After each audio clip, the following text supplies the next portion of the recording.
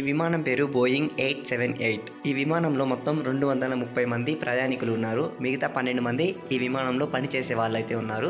ఈ విమానం అహ్మదాబాద్ నుండి లండన్కి అయితే వెళ్తుంది. ఈ విమానం టేకాఫ్ అయ్యే సమయంలోనే చాలా టెక్నికల్ ప్రాబ్లం అయితే ఎదుర్కొంది. డిసిప్లే పనిచేయకపోవడం, సీట్లు ఉంటాయి కదా, సీటు ముందర డిసిప్లేలు పనిచేయకపోవడం, ఏసీ పనిచేయకపోవడం, ఇలా చాలా టెక్నికల్ ప్రాబ్లం అయితే ఎదుర్కొంది. దీంతో ఇద్దరు పైలట్లకు అయితే అనుమానం వచ్చేసి మనకు ఎయిర్పోర్ట్కి అయితే వాళ్ళు మెసేజ్ అయితే పంపించారు. మెసేజ్ పంపించే క్రమంలో ఈ విమానం వెళ్ళి ఒక చెట్టుకైతే ఢీకుంది. ఢీకున్న తర్వాత చాలామంది దీంట్లో భయపడ్డారు. ఏమవుతుందని చెప్పేసి టెన్షన్ అయితే పడ్డారు.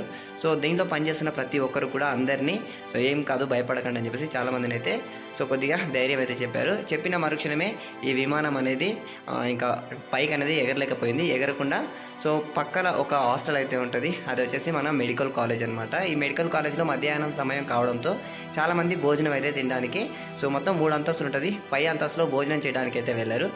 అక్కడ వీళ్ళంతా కూడా భోజనం చేస్తున్న సమయంలో ఈ విమానం బిల్డింగ్ పై భాగాన అయితే పడిందనమాట. అయితే దీంట్లో మొత్తం 230 మంది ప్రయాణికులు ఉన్నారు. ఒక 12 మంది దీంట్లో పనిచేసే సిబ్బంది ఉన్నారు. మొత్తం కలిసి 242 మంది అయితే అవుతారు. దీంట్లో 241 మంది చనిపోయారనమాట. ఒక్కరు మాత్రమే లక్కీగా ప్రాణాలతో అయితే బయటపడ్డారు. అలాగే ఈ విమానం బిల్డింగ్ పైన పడడంతో బిల్డింగ్ లోపల ఉన్న స్టూడెంట్స్ అందరూ కూడా 33 మంది చనిపోయారు. ఒక 70 మందికి పైగా గాయాలైతే అయ్యాయి. ఈ విమానంలో 13 మంది చిన్నపిల్లలు అయితే ఉన్నారు. ఒక 70 మంది ఫారెన్స్ అయితే ఉన్నారు.